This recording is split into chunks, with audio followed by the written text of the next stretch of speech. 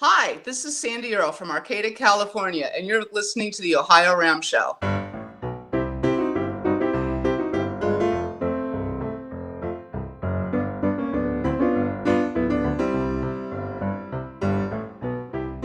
And hello, I'm Lee Kreider, the producer of the OhioRAAM Show, a show about ultra cycling.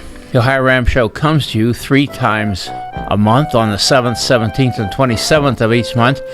Well, we missed a show recently because of family illness, and we had to slip our normal guests back a little bit to get on with it, but we're here again and we're ready to go. This show is brought to you by the good folks who operate the Race Across America time stations here in Ohio, time station 41 in Oxford, time station 42 in Blanchester, and 43 in Chillicothe. Be sure to check the show notes about this show. You'll see information there about today's guests, some things that they're involved in.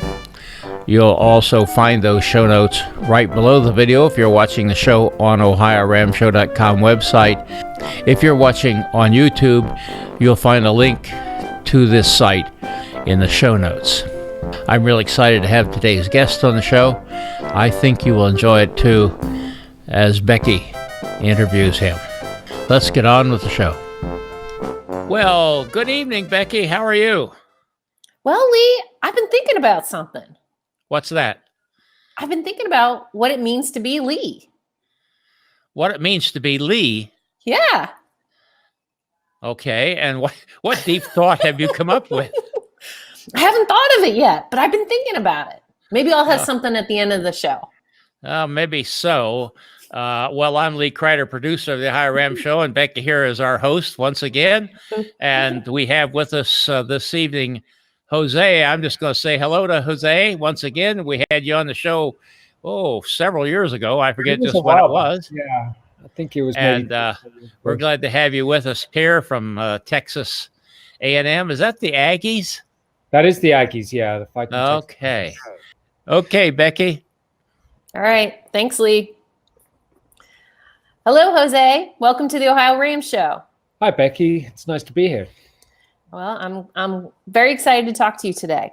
So why don't we start with Jose telling me just a little bit about yourself, where you live, what you do, anything you want to share. Well, I live in College Station, Texas. I'm here mainly because I ride bikes, and I've been doing that for a while.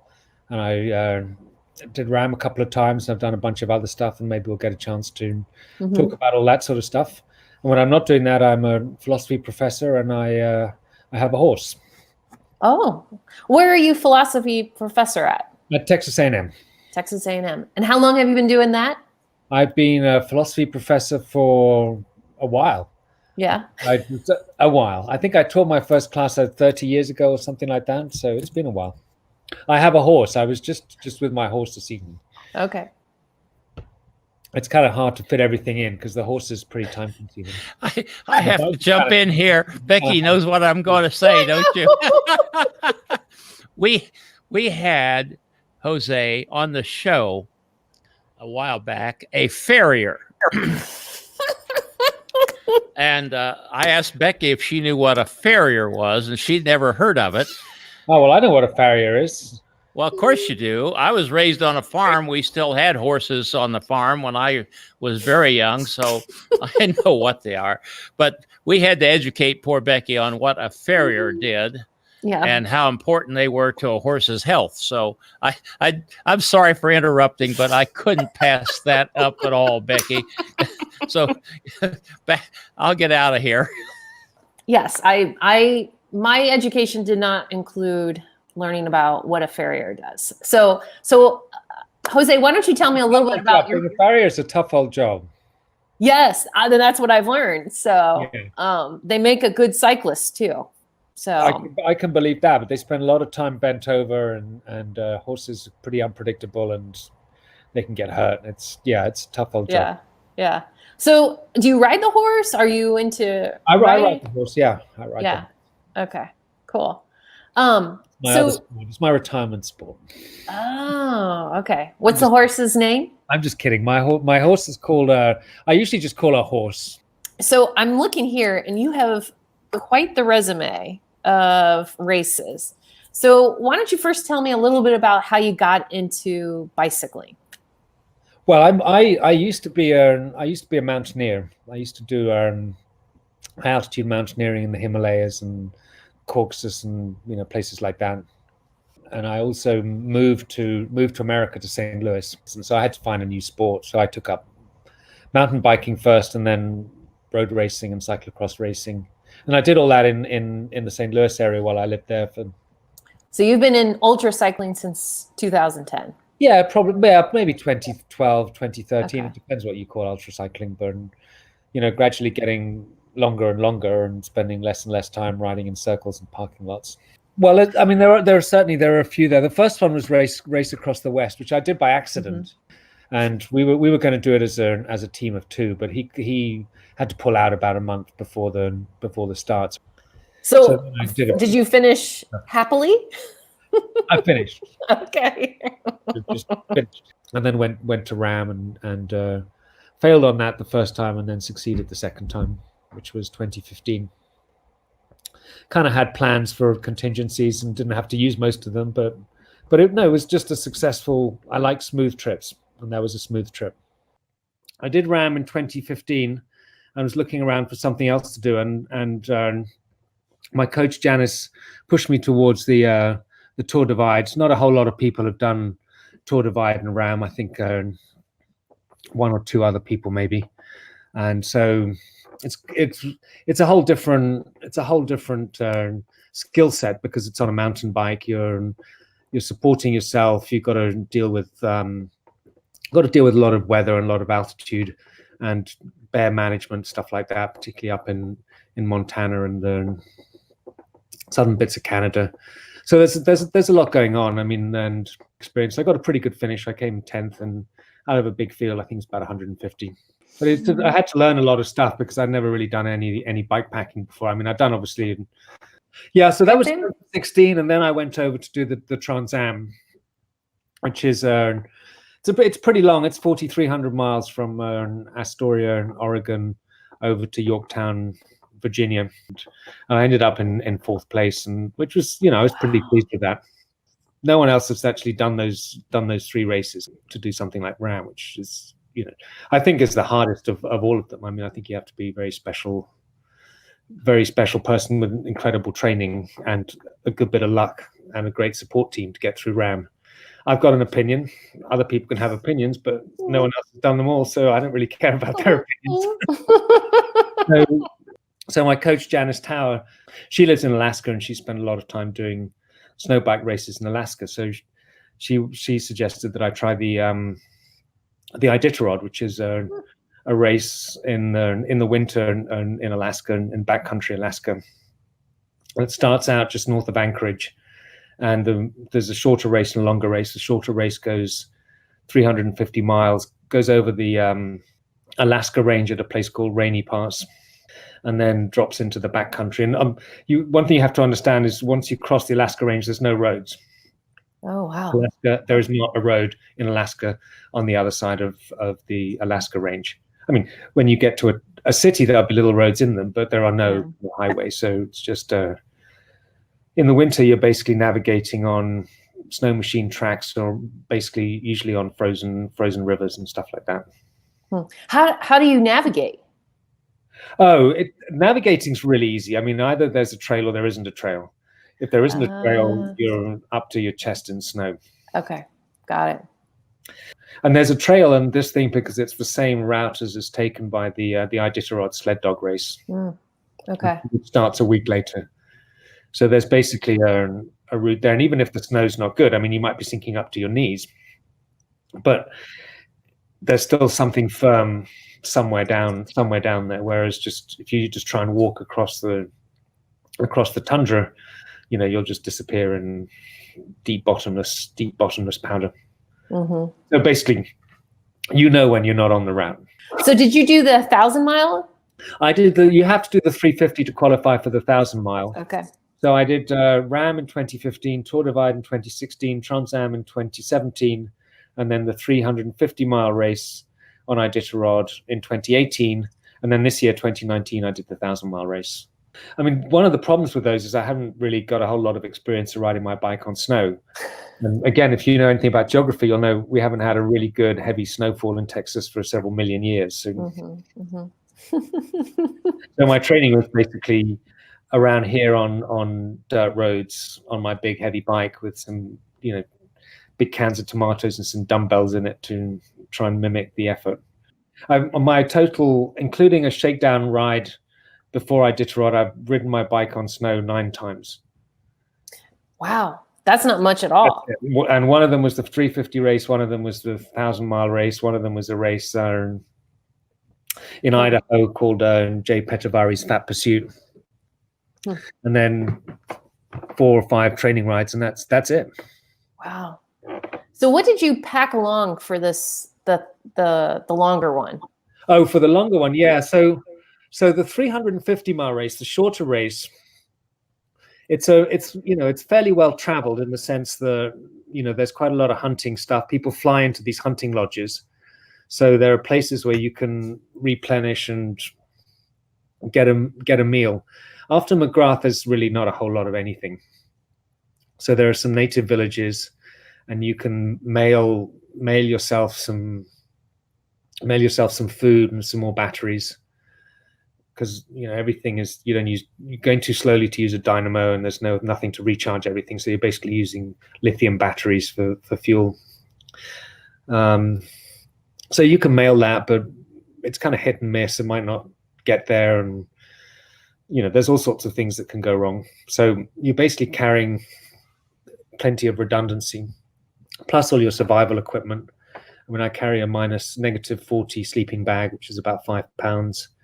Then, lots of spare pairs of gloves and warm layers, down pants, down jacket, a big fur ruff that, you put over here, and it creates a pocket of warm air in front of your face and sort of stops your face getting frostbite and stuff like that. So what was the temperature? Bike. I mean, it was my bike was, when I weighed it, flying it back, it was 75 pounds. Wow.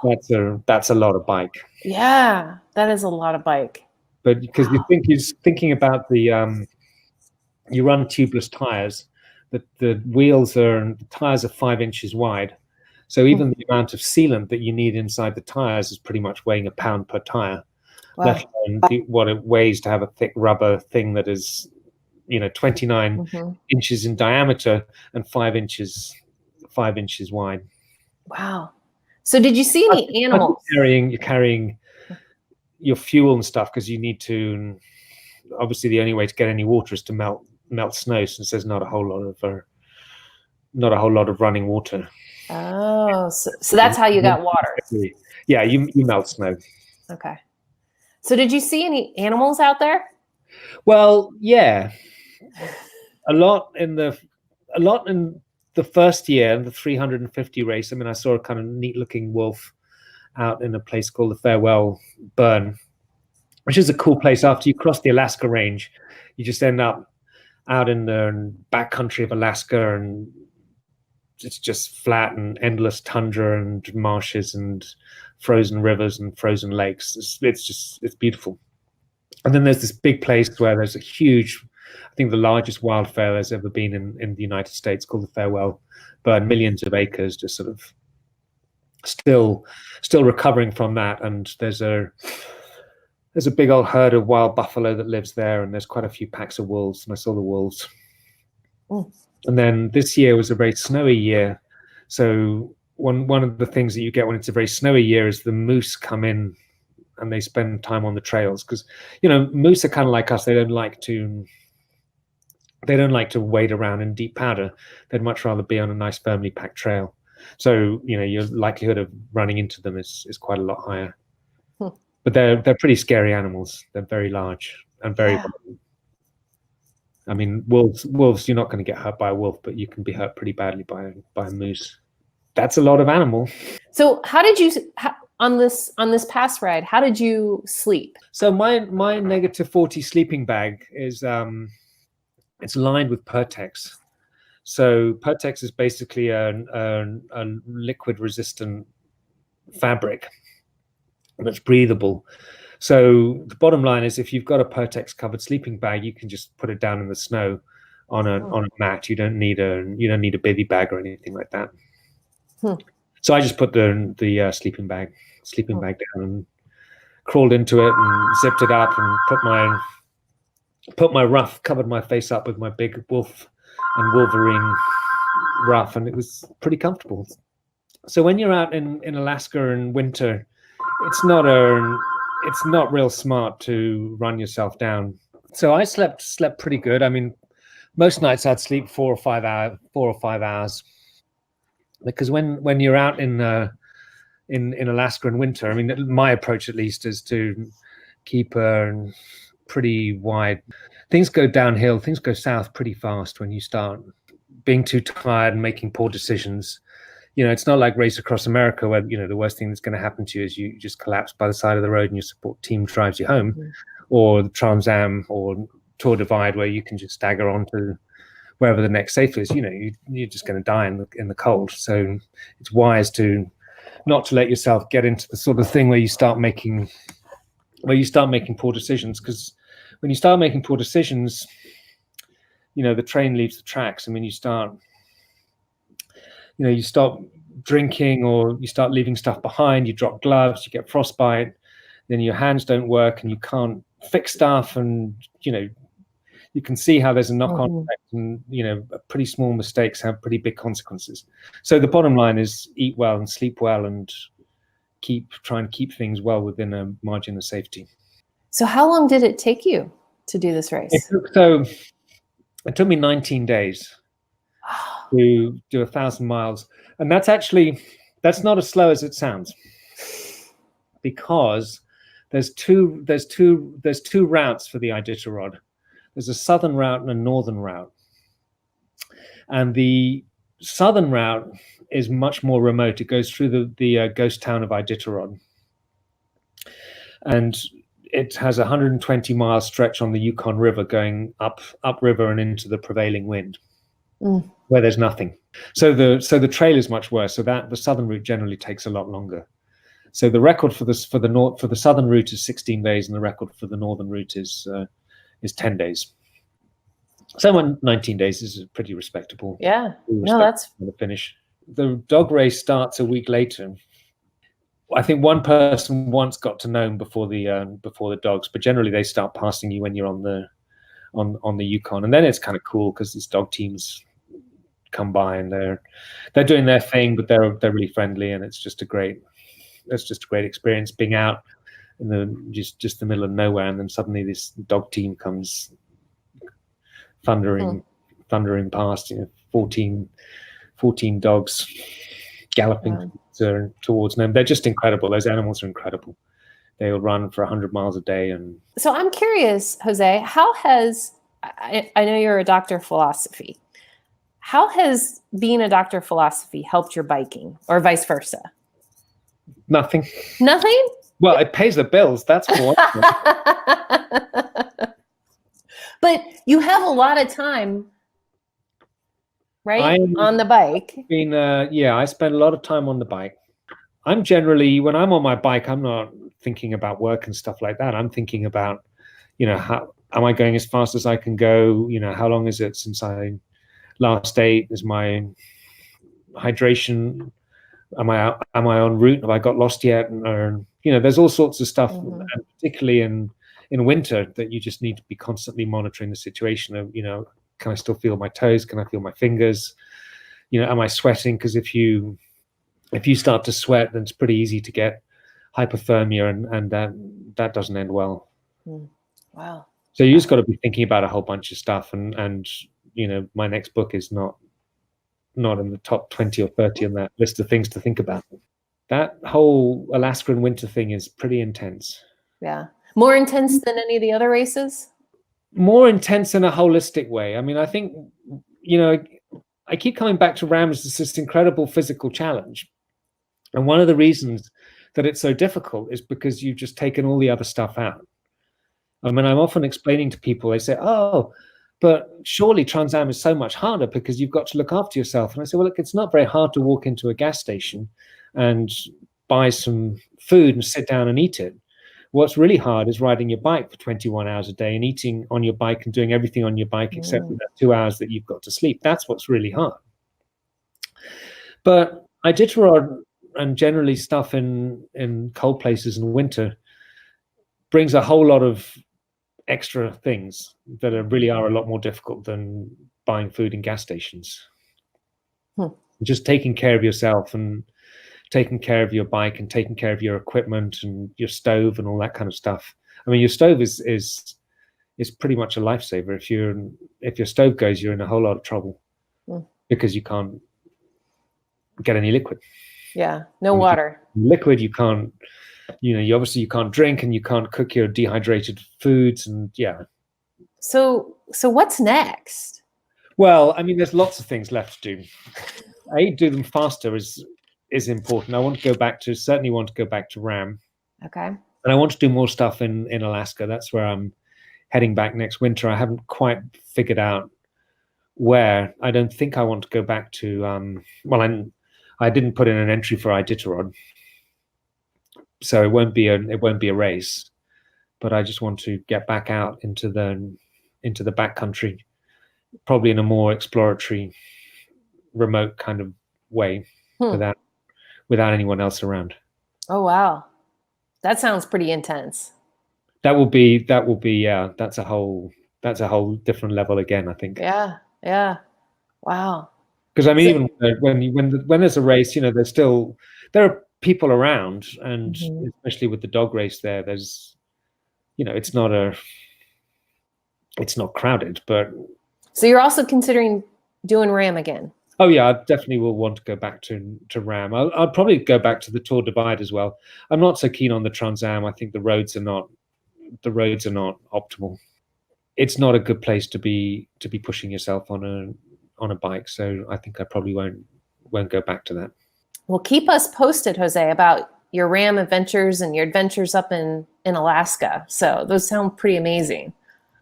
Oh no, it's yeah. I mean, I'm not going to say too much about it because I don't want to attract people there. Well, I find it pretty amazing. I know Lee's thinking about doing it next year. So, right, Lee? Be good. Well, in my dreams, but I'll tell you, if I were, let's see, about 40 years younger. You don't need to be 40 years younger, Lee. You're not 40 years older than me. Well, I've got a few years on you, I think. You've got a few years on me.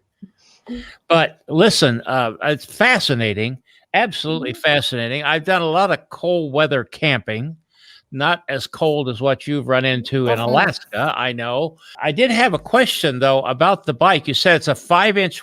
Now, you're talking something bigger than a fat tire bike, aren't you? Yeah, it's a fat tire bike, but with larger rims and larger tires than you'll see anywhere outside very snowy places. So the rim is 100 millimeters. So most fat tires that you'll see out in the bike shop would have a 60 millimeter rim. Becky, this has been one of the most fascinating shows I think I've ever done.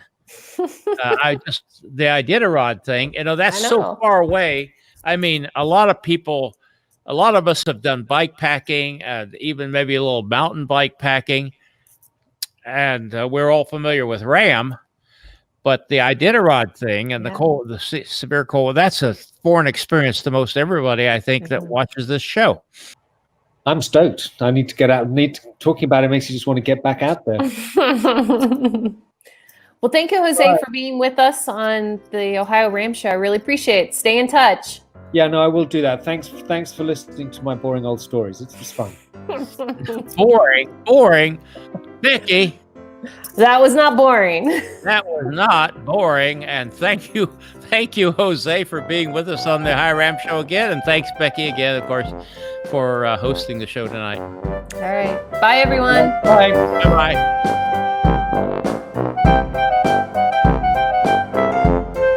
Well, thank you, Jose, for visiting with us. And this show ran a little longer than it usually does, but this was such an interesting story, I just couldn't bring myself to cut some of it out. Thank you, Becky, for hosting the show. I want to thank all of you for watching the show, and we thank those of you who support the show.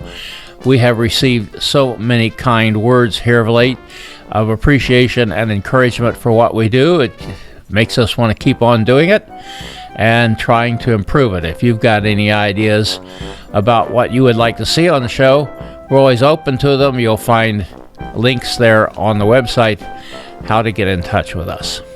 Our next show will be on November the 17th, and we are going to visit with Christina McKenzie in Scotland, an ultracyclist there, and her effort to set a new record on the Lejog Land's End to John O'Groats, and some other interesting things she has to say. So, that said, we're going to see all of you again in about 10 days. Goodbye. Music by Kevin MacLeod.